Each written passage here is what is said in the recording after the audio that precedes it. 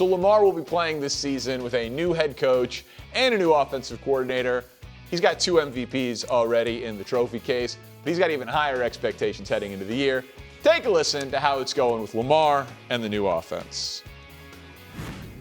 He's grading me like no tomorrow, like I'm a rookie or something. You know, he's always on me, but I appreciate that. You know, being coachable, I feel like that's what he wants me to be, and that's what I'm accustomed to doing. You know, that's my job, and it's fun. First time or first season with a new OC, MVP, yeah. MVP. Should we expect a third here in year 1 with Declan? You know, that's not the goal. You know, that's just it happened. You know, but hopefully it's something better than just MVP. Well, it's a perfect quote.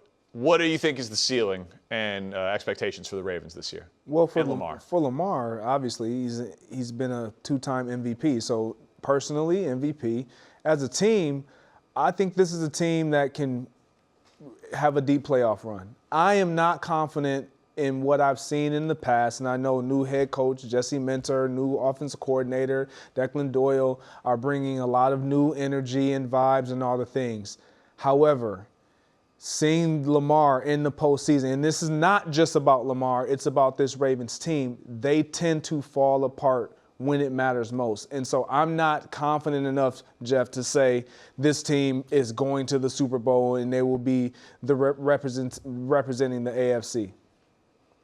They fired the coach to go to the Super Bowl. That's why they fired the coach, right? They're bringing a new coach to go to the Super Bowl. Now, maybe not in year 1. It's hard to go to Super Bowl as a brand new head coach in year 1. We saw last year, obviously, Vrabel went in year 1, but he's been a long-time coach in National Football League. The next step is going to the Super Bowl. That's absolutely the next step. There are really 2 quarterbacks, I think, that have to go for their legacy this year, right?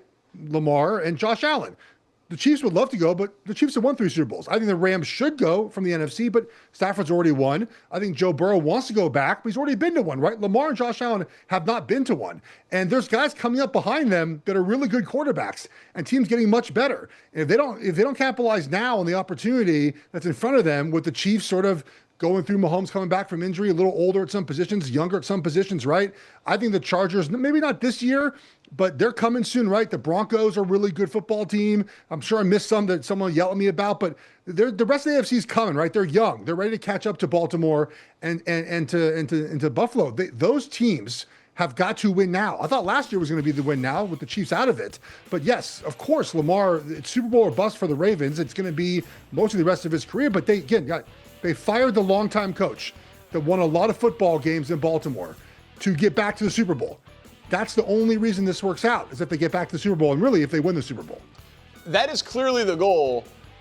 I actually think it's more likely that they make the Super Bowl than Lamar wins MVP. Really? Yeah, it's a first-time play caller. They lose Isaiah Likely. They lose Tyler Linderbaum. They hired Jesse Minter, who overachieved with the Chargers. And then he gets to come into a defense that has Kyle Hamilton and Madubuike and Roquan Smith and Trey Hendrickson and Wiggins and all of the players that they have on defense. That could be a top 5 defense. I think their defense is better than their offense. Okay, I do not see a likely path. Listen, Lamar is Superman. He's one of the toughest players to game plan in the NFL. It's not like Likely's been the most productive player while he's there. Derrick Henry's now 32 years old. I don't think there's a ton around Lamar Jackson on offense. There's a ton on that defense. So I think they could be a complementary team with Lamar doing enough on offense and then their defense being excellent where they could win a ton of games. I don't think there's enough there around Lamar this year compared to some of the other guys that, Josh Allen and what he has on his offensive line and with Cook and with DJ Moore and keeping continuity with Joe Brady or Matt Stafford and everything they bring back, Caleb Williams, Drake May, what they bring back. I think you can laugh about the Caleb thing, but I think it's a very crowded MVP race of which Lamar is not as well equipped to win this year. And of course, every year's a crowded Super Bowl race, but I think they are a very balanced both sides of the ball team and they could win big. And for me, that is exactly why I think this is an MVP opportunity. Because just last year, we were looking at Josh Allen and it was like, well, man, he doesn't have all, or 2 years ago, he doesn't have all these weapons. And what can he do? This will be a Super Bowl, or I'm sorry, an MVP opportunity for him, and he rose to the occasion. He did that. The same thing can happen this year with Lamar because of the lack of talent. If they're a top 5 offense, Lamar will definitely get a ton of votes. Jaxson Dart made his preseason debut Saturday against the Vikings. Low light, he got demolished by safety Jay Ward. Had to head to the blue tent where he spent a little too much time last year. The highlight, though, he returned and threw a beautiful touchdown pass. Here's the second-year quarterback on the difference between taking reps this season and last. Take a listen. What's really nice is that I get more reps than I did last year in practices. So I think that's really the time where I try to grow as much as I can. I'm definitely not afraid to make mistakes in those periods, and I think that when you get out to a game, like I said earlier, like consequences are different, and that's what you learn from practice. When you're able to have these live action looks that it's different from what we're seeing every day, I think that it's very valuable and gets us better. Geoff Schwartz still with us. Geoff, how big of a leap can Dart take this year? Well, I think can and will are two separate things. Like, I think he can take a big jump forward, right? I think that all the physical gifts are there, right? You mentioned the blue tent. Got to stay out of the blue tent, obviously. Got to learn how to slide and protect himself. That wasn't the case the other day. That was the running back's error, and he paid the price for that. Not all his fault there, but obviously staying healthy will be hugely important. The one concern I have mostly is the coaching staff, right? So you have Matt Nagy's offensive coordinator. Now, look at his time in Kansas City. They were okay when he was there the first time, and then Mahomes took over and he left, and then he came back, and the offense sort of went downhill. We saw his time in Chicago away from Andy Reid, didn't go very well. Brian Callahan, I believe, is a quarterback coach, passing coordinator. Not great outside of when he was with Joe Burrow. And Greg Roman's been up and down in his career, like 3 separate philosophies too, by the way, between Nagy, Roman, and Callahan. So sort of what are they running offensively? And are they going to coach up Jaxson Dart in the right way? He's going to learn enough from those guys to become the player they want him to become. But I do think if you look around his draft class, Greg, he probably has the best chance for success. He has all the physical tools. He's got a decent offensive line. Neighbors is fantastic if he's healthy, right? And there's other weapons on that team that are pretty good. I like his head coach. I think he's got everything in place. I just don't know if I trust the coaching staff he's working with on the offensive side of the ball to get the most out of him. So you make a great point in terms of play callers and the other coaching staff around him. But I think that's where the player of his caliber with his skill set overcomes that. And sometimes as players, you have to be able to overcome the coaching. And I'm not saying he's going to have to do that. I believe he's capable if he needs to do that. When you listen to him talk, he has a level of confidence and a belief of, I am that guy. And when you have a guy in the huddle that is running your offense, whether it be year 1, year 2 in this case, or year 15, you know you're going to get the best out of that individual. And so I'm watching him play. He can make every single throw. And he has the athletic ability to get out of bad situations to make those throws. So the leap for me, for him, it's definitely around that middle of the pack, easily top 17, 18 quarterback play in this game. So I think that your point also about the coaching, Geoff, is well made, and I've certainly had my issues with one of those 3 in particular. Oh, have you? Yeah, it's fairly well documented if you know where to look with Matt Nagy's time in Chicago. But is it going to be worse than last year? I mean, No. They fired Brian Dable, 10 weeks in. So Jaxson Dart as a rookie has to lose Malik Neighbors. He played 0 full games with Malik Neighbors. He played 4 games with Scadaboo. They fired his head coach and play caller 10 games into the season, like 6 games into his career, and he still was 24 touchdowns, 7 turnovers. 10 of his 12 games, he has multiple touchdowns, and he was a big play guy. So even if it's different systems and a new staff and a little bit of this and a little bit of that, it should, at least through continuity, be better than it was last year. And, oh yeah, by the way, here's a top 10 pick on your offensive line. Here's Isaiah Likely. Here's Malik Neighbors. Here's an adult in the room as a head coach who will just stabilize everything. I think Jaxson Dart's going to be good. Like, I think he has a very high ceiling. I don't think there's a ton of players in the NFL that can make that throw. I'm not going to say that it's like a 1 of 5 list, but like flush from the pocket, roll left, righty, throw to the third level of the defense, over the defender, jump ball to your guy on the side. Like, that's an elite play. And so I think his talent represents a high ceiling, and I think his situation, while not perfect, is way better, Geoff, than it was last year. So I think he's going to make a huge leap this year. The throw you keep showing is the reason why he was the 6th pick in the draft, right? Like those physical gifts that he has, and now if he can just hone in the pocket play, right, and make that a lot better. And you're right about the voices, right? Like last year was a bad year for him. It just happened, not on the field, but just everything off the field, right? And that does play a role as a rookie, to not have your coach, have him be fired, all the turmoil around him. None of that's going to happen this year, right? You're going to the season. You got a firm coach. You know he's going to be there for a couple of years, maybe longer than that. Obviously, hope that. And you know you have a staff that's seen a lot of football. So yes, I would imagine he's much better this season. Where he ends up in the ranking of quarterbacks, I don't know. But the physical tools are there, and if everyone says healthy, Neighbors is the number one deal for me with that. I agree. If he is healthy all season long, this offense changes to something else. If he's in and out, it's just not going to be as good. But that's life in the NFL, right? Guys get hurt all the time. Look, he's just simply a player. Like, I don't know any other way that I need to put it.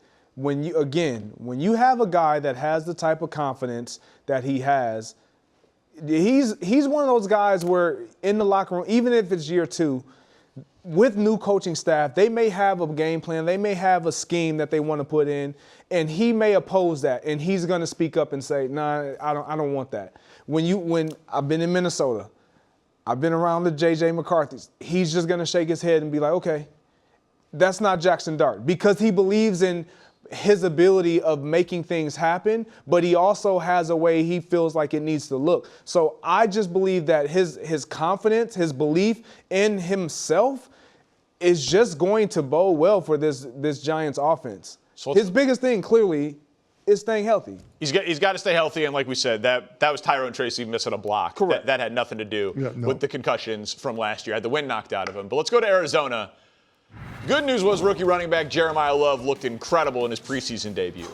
Bad news, high ankle sprain on his last touch. 14 touches, by the way, and that injury could delay his NFL debut and puts his status for week 1 against the Chargers in jeopardy. Greg, the question is, how concerning is this for the 3rd overall pick? But also, I don't get it.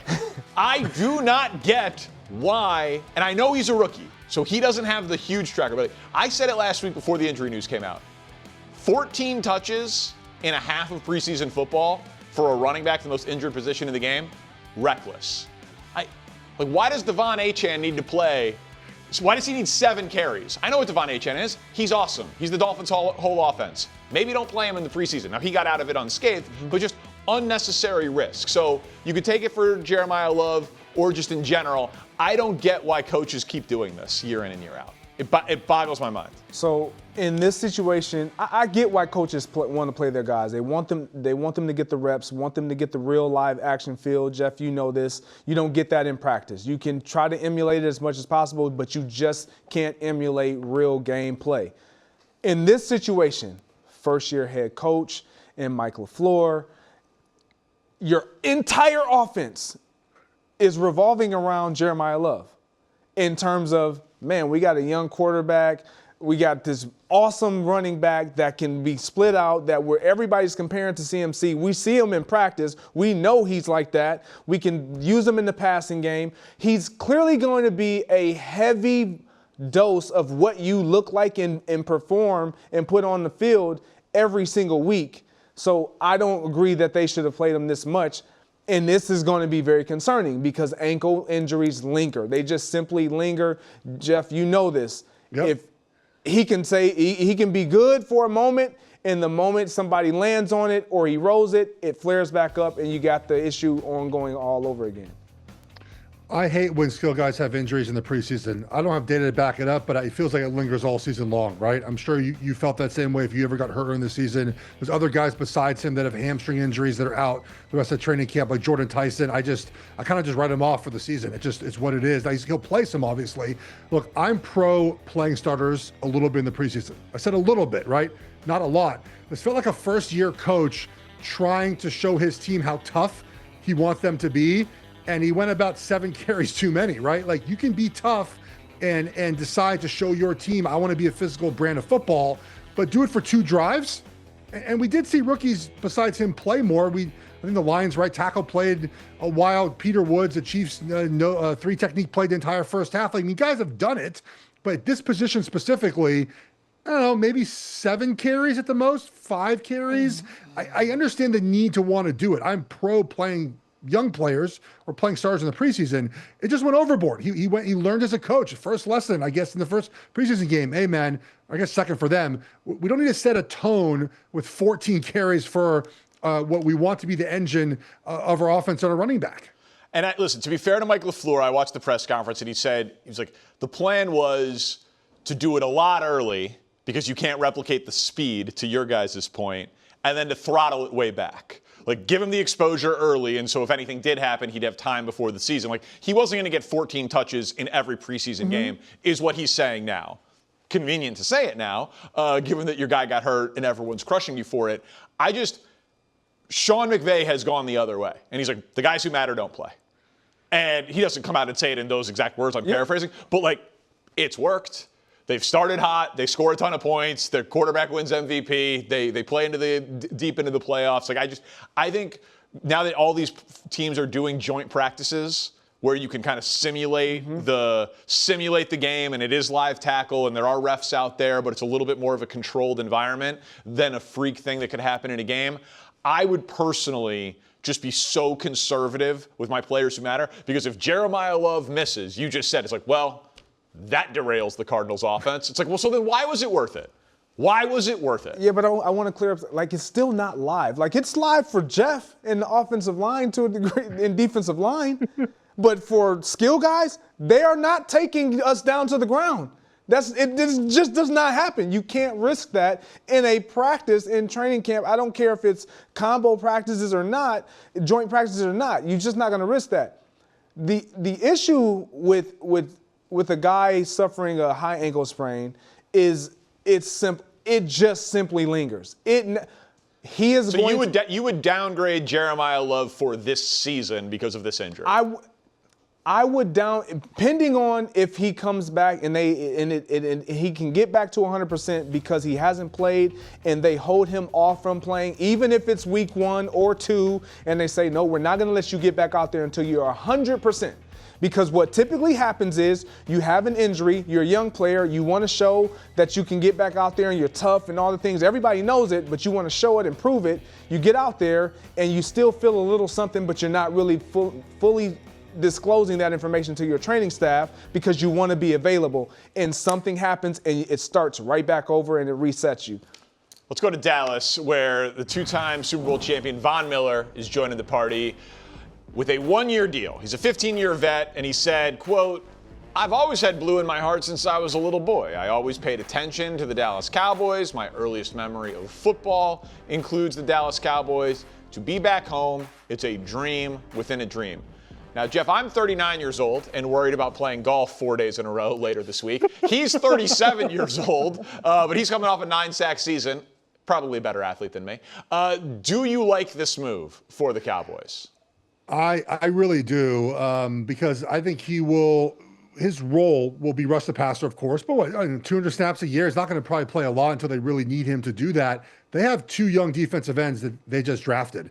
They have a young safety they just drafted. His job is going to be to get those guys ready to play high-level football, right? Because those guys are more important for the future of the franchise than Von Miller is for one season. So that's why, to me, they signed him. Of course, he can still produce. I think 9 sacks last season in Washington. He can still produce when asked upon, and maybe him being in the game still draws the attention of an extra tight end, of a running back, of a center, and allows the other players on the defensive line to get more one-on-one opportunities. And that will obviously increase the production, presumably, of those players. But I think more than anything else, they drafted 2 young pass rushers.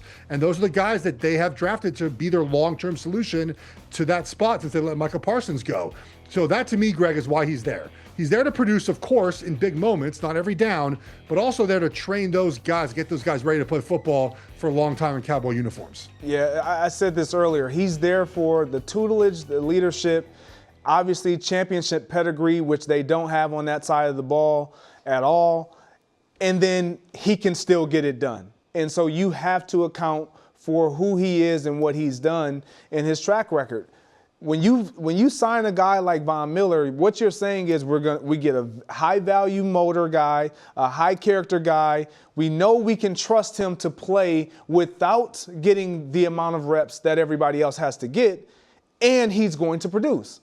And so with a team that's trying to do it by committee in terms of rushing the passer, you gotta have pass rushers to do that, and that's what Jerry Jones and his team is doing over there. To add Von Miller, it only gives you more weapons to rush the quarterback. So Von Miller's going to walk into Canton. He's a legend. To Jeff's point, he had 9 sacks last year. It was only on 37% of Washington snaps. We looked at it. Players who played 40% or fewer snaps on the defensive side of the ball, he led all of them in sacks. So he was productive for a limited work.